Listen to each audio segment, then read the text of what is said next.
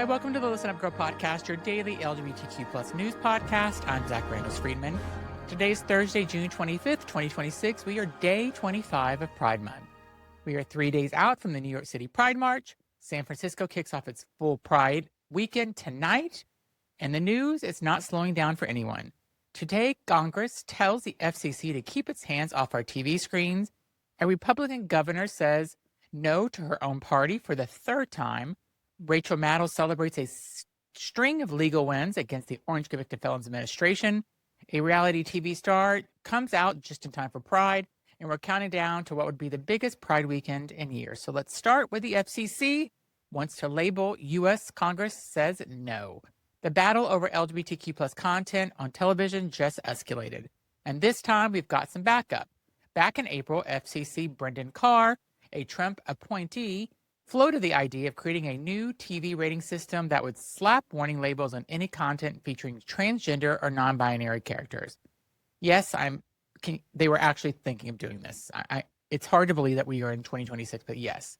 The proposed labels would sit alongside warnings for violence, sexual content, and drug use. The message from the administration was clear. Our existence belongs in the same category as indecent material.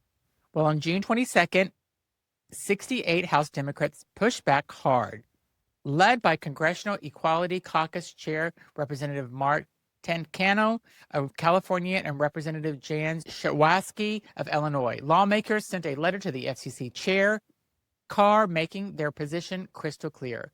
Out reps including Sarah McBride, Robert Garcia, Richie Torres, Becca Blunt, and Mark Pocan were among the people who signed. Their argument, the FCC doesn't have the legal authority to prescribe these ratings. Congress gave the FCC limited power under the 1996 Telecommunications Act, and it doesn't cover this. The letter stated clearly that any attempt to censor content because it includes transgender characters would raise serious legal and constitutional concerns.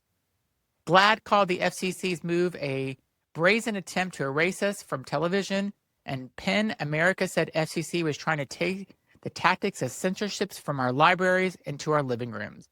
And here's the thing, a 2025 survey found that 78% of non-LGBTQ Americans believe anyone deserves to feel represented in media.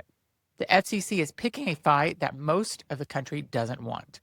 The fight isn't over, but 68 people in Congress said that loud and clear. We don't need a warning label. We're not a threat.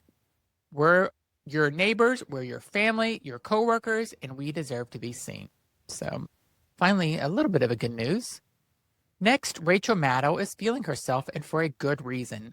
Lesbian political host Rachel Maddow had herself a very good Monday night on MS Now.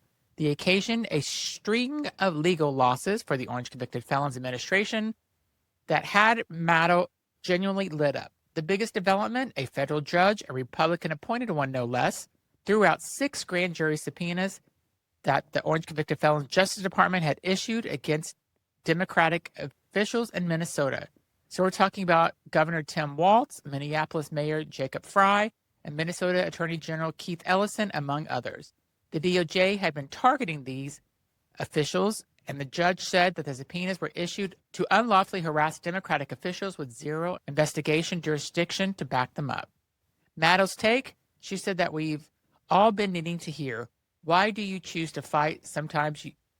When you do choose to fight, sometimes you do to win. And she's right. And in a moment when resistance can feel exhausting, it matters to name the wins. Courts are still pushing back. Judges, even the ones appointed by Republicans, are still saying no. And it's worth pausing today in the middle of Pride Month to let that land. Fight because sometimes you win. Next, New Hampshire's Republican governor says no again. So let's talk about the New Hampshire's Republican governor who has now vetoed a sweeping anti-trans bill 3 times in the past year. The latest, the governor blocked SB 552, a bill that would have banned transgender people from using restrooms, locker rooms, sports teams, and even jails that align with their gender identities. The bill would have gutted the state's own 2018 anti-discrimination law, which explicitly includes gender identity as a protected characteristic. Republican lawmakers pushed it through anyway, and for the 3rd time, the governor said nope.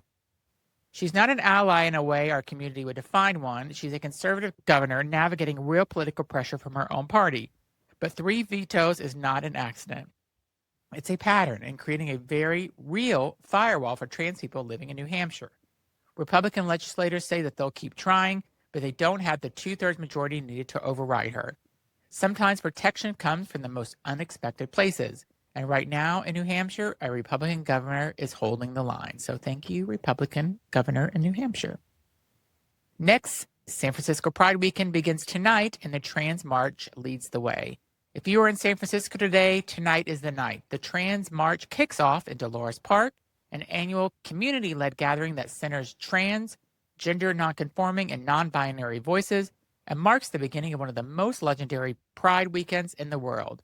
The 56th annual San Francisco Pride celebration and parade runs Saturday and Sunday across Civic Center with 6 stages, more than 200 parade contingents and performances spanning the full spectrum of LGBTQ plus culture. The theme this year is resistance and action, and organizers say they are centering and uplifting their trans and gender nonconforming community member front and center in the parade. San Francisco Pride Executive Director Suzanne Ford said the event is stronger than ever after facing some financial challenges last year. And she had a message for allies. Come out in the street and show your support for trans people. The parade down Market Street on Sunday starts at 10 a.m. The festival at the Civic Center is completely free and open to all, no ticket required. This is Pride at its most powerful, rooted in protest, alive with joy, and refusing to be silenced. If you're not there in person, watch coverage all weekend long. Next, Vanderpump Rules star Dayna comes out as lesbian for Pride. It is more joyful Pride news. Vanderpump Rules' Dayna Kathan has come out as a lesbian, and she did it exactly with the energy we needed. On June 7th, Dayna Kathan posted on Instagram with a photo of herself and her friends on a porch wearing a camisole that says gay and wrote, "Shout out to my fellow late in life lesbians. Happy Pride." Now, Dayna officially came out as bisexual in 2019 during her time on Vanderpump Rules, and she and the fellow cast member, Ariana Maddow, famously talked openly on screen about bi sisters. The Pride month, she stepped into a new label for herself, and she did it with humor, warmth, and zero drama. Late in life lesbians, she sees you, and so do we. There is no expiration on figuring out who you are. Coming out is not a one-time event. It's living, evolving conversation. And Dayna just reminded us that it can happen at any time with joy and a really cute tank top.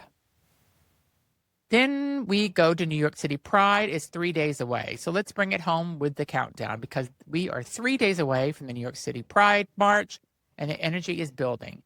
The march steps off Sunday, June 28th at noon, marching through Midtown Manhattan. This year's theme is For All of Us, a nod to the words attributed to Marsha P. Johnson. There is no pride for us without the liberation of us all. This is the 57th March, and it's happening on the exact anniversary of the Stonewall Uprising, the 57th anniversary, the night it all began. Grand marshals include Dominique Jackson, Peppermint, Bowen Yang, alongside Gays Against Gun Disability Rights advocate Bernie Wagenblast. I love, love, love Bernie. She is the voice of the New York City subway. And then the march is expected to draw over 2 million spectators and marchers. The Free Pride Street Fair begins at 11 a.m. ahead of the march. And surrounding the march this weekend are events all over the city, from the community mixers and gallery openings to rooftop parties and panel discussion. If you're heading to New York City this weekend, you are stepping into something historic. And if you can't be there in person, your community is showing up, and showing up is for all of us. So that's Listen Up Girl today for Thursday, June 25th, 2026, day 25 of Pride. We are 5 days away to the end of the month, but trust me, we are not done. These next few days are going to be full of celebration, full of history, and full of a reminder that community fights and sometimes we win.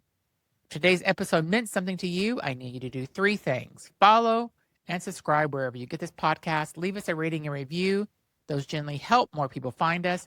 And then share this podcast with someone in your life who needs to hear that we are still here, still loud, and still showing up. Find me on Instagram at TheRealZachRE. I'm on YouTube, and I'm Zach, so stay informed, stay proud, and I'll see you tomorrow with more news. Thanks for listening.